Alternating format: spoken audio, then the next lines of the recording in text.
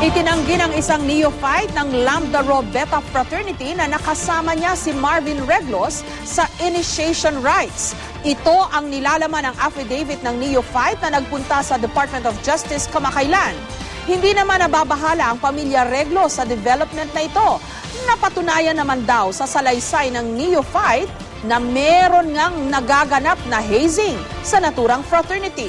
May report si Ian Cruz. Bumuhos ng pigati sa libing ni Marvin Reglos sa Burgos, Isabela nitong Sabado ang freshman law student ng San Beda College. Isang signature campaign din ang kanilang inilunsad para hikayatin ng eskwelahan na bumuo ng legal team na tutulong sa kaso. At para nga'y pagpatuloy ang laban, nagsadya kanina sa National Bureau of Investigation ang kapatid nito kasama ang kanyang pinsan at kanilang abogado. Dumating din ang Antipolo Police, ang lead agency na nag-iimbestiga sa kaso. Sa kanilang pakipag-usap sa NBI, tiniyak daw ng ahensya ang pakikipagtulungan. Lahat ng impormasyon bibigay sa amin. Willing silang makipag-cooperate dahil kami ang lead agency. Lahat ng suporta bibigay sa amin. Natutuwa naman kami. Kabilang sa naibahagi ng NBI sa Antipolo Police at Pamilya Reglos ang affidavit ng neophyte na isa raw sa kasama ni Marvin sa initiation rites sa Antipolo City. Pero ayon sa NBI, base sa salaysay nito, wala raw itong alam sa hazing ng Lambda Rho Beta Fraternity kay Marvin. Sir, magkasabay sila ni Reglos? Hindi. Ang parang sinasabi niya doon is nangyari sa kanya noong February 17. Di ba yung kay Reglos is February 18? So, nauna siya? Oo. So, wala nga siyang alam dun sa nangyari? Ayos sa kanyang affidavit. Base sa affidavit, first-year law student ang neophyte na naingganyong sumali sa Lambda Group. Siniguro raw sa kanya ng leader ng grupo na si Eduardo Escobar II na indoctrination lang ang ginagawa sa initiation rites. Wala raw nagaganap na karahasan, lalo't may congenital heart disease raw ang neophyte. Pebrero 17 ng gabi, ilang masters ng frat ang kanyang kinatagpo sa labas ng San Beda College. Pero di raw niya nakita ang mukha ng mga ito dahil nilagyan siya ng piring at isinakay sa likod ng kotse.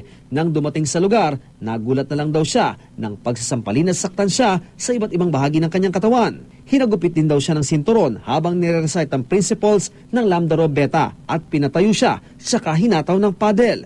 Doon na raw nag-quit ang neophyte dahil hindi na niya kaya.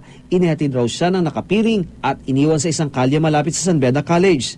Nakapasok pa raw siya ng Pebrero 18 at sinabihan ng mga miyembro ng Lambda Group na ilihim ang insidente. Pebrero 20 raw nang mabalitaan niyang may namatay na neophyte sa hazing na taga San Beda College. Dahil lumabas sa follow-up reports ang kanyang pangalan na higit na nakaapekto sa kanyang sakit, nagpasya raw ang kanyang pamilya na bumalik siya sa probinsya para magpatingin. Bumalik daw siya ng Maynila upang linisin ang kanyang pangalan. Wala rin naman daw siyang maitutulong sa kaso dahil limitado raw ang kanyang nalalaman at nakakasama na ito sa kanyang kalusugan.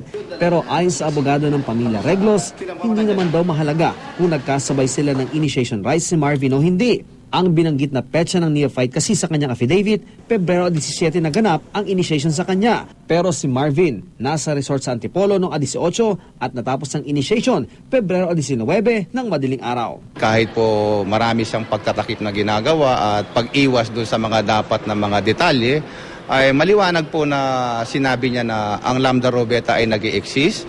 Merong isang fraternity na ang pangalan ay Lambda Rho Beta at merong initiation rites bilang isang requirement para ikay makapasok. Ian Cruz, GMA News.